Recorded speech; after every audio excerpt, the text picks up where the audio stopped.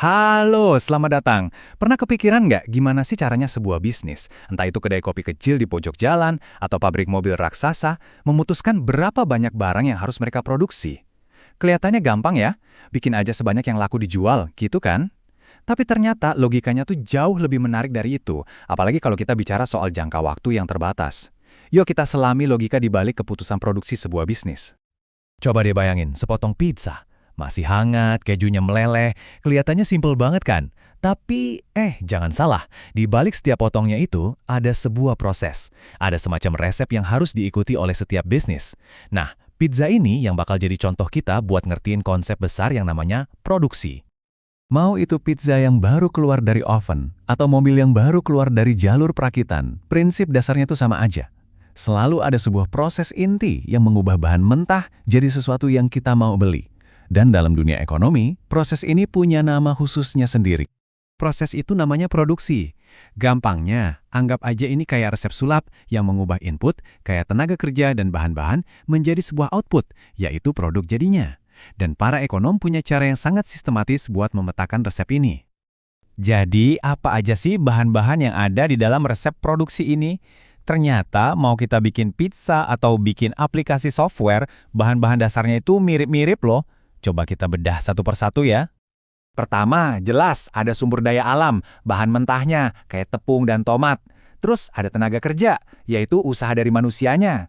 Nah, yang penting diingat nih, modal dalam ilmu ekonomi itu artinya alat-alat fisik ya, kayak oven atau gedung, bukan uangnya. Lalu ada teknologi, yaitu caranya semua itu digabungkan. Dan terakhir, ada kewirausahaan, si otak di balik ide yang menyatukan semuanya.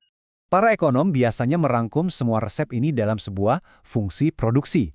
Jangan takut sama istilahnya, ini cuma formula simple buat jawab pertanyaan.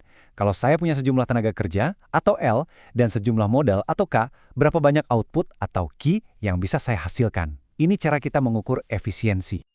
Sekarang, kita masuk ke bagian yang paling krusial. Ternyata, nggak semua bahan dalam resep produksi itu sama. Memahami dua jenis input ini adalah kunci buat membuka rahasia produksi dalam jangka pendek. Oke, jadi kita bisa bagi jadi dua nih. Di satu sisi, kita punya input tetap. Ini tuh hal-hal yang nggak bisa kita ubah seenaknya dalam waktu singkat, contohnya ya kontrak sewa gedung, atau oven pizza raksasa itu. Di sisi lain, ada input variabel. Nah, ini yang fleksibel.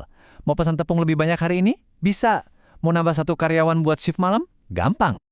Dan perbedaan inilah yang mendefinisikan apa itu jangka pendek dalam ekonomi. Ini bukan soal hari atau minggu ya.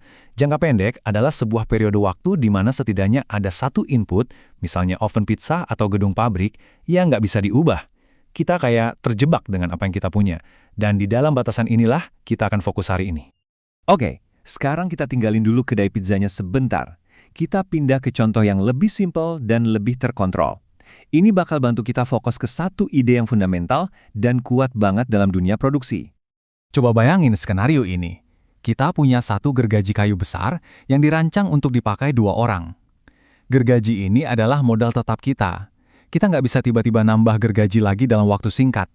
Satu-satunya hal yang bisa kita ubah adalah jumlah penebang kayu yang kita pekerjakan. Oke, ayo kita lihat datanya. Kalau penebangnya cuma 1, kita bisa nebang 4 pohon. Masuk akal. Tapi lihat deh apa yang terjadi waktu kita tambah penebang kedua. Total pohon yang ditebang langsung loncat jadi 10. Wah, ini menarik. Coba kita berhenti sebentar buat pahami angka di kolom paling kanan itu. Angka itu namanya produk marginal, dan ini konsep yang super penting. Gampangnya, ini adalah ukuran kontribusi tambahan dari setiap pekerja baru. Jadi bukan totalnya ya, tapi seberapa besar sih bedanya setelah kita rekrut orang terakhir. Nah, lihat ini. Pekerja kedua ternyata menambahkan 6 pohon, bahkan lebih banyak dari yang pertama. Loh, kok bisa? Ya karena gergajinya kan memang dirancang untuk 2 orang. Mereka jadi super efisien kalau kerja bareng. Ini adalah momen di mana produktivitas lagi naik-naiknya. Tapi pas kita coba tambah pekerja ketiga, loh, kok produktivitas tambahannya langsung anjlok jadi cuma 2 pohon? Iya sih, totalnya emang masih naik, tapi kontribusi orang ketiga ini jauh lebih kecil. Apa yang sebenarnya terjadi? Fenomena yang baru aja kita lihat ini bukanlah kebetulan. Ini adalah salah satu hukum paling fundamental dalam ekonomi, dan inilah yang menjelaskan semuanya. Pertanyaan besarnya sekarang, kenapa produktivitas tambahannya jadi melambat bahkan anjlok? Kenapa pekerja ketiga dan keempat nggak seefektif dua pekerja pertama?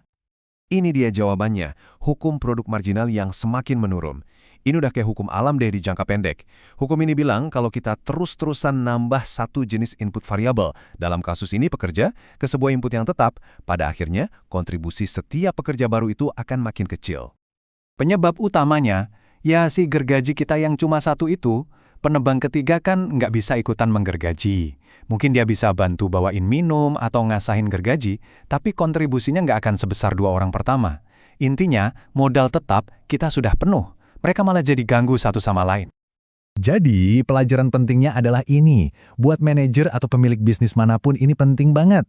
Dalam jangka pendek, saat kita terjebak sama ukuran pabrik atau jumlah alat yang kita punya, nambahin orang terus-terusan itu bukan solusi ajaib, bahkan bisa jadi kontraproduktif.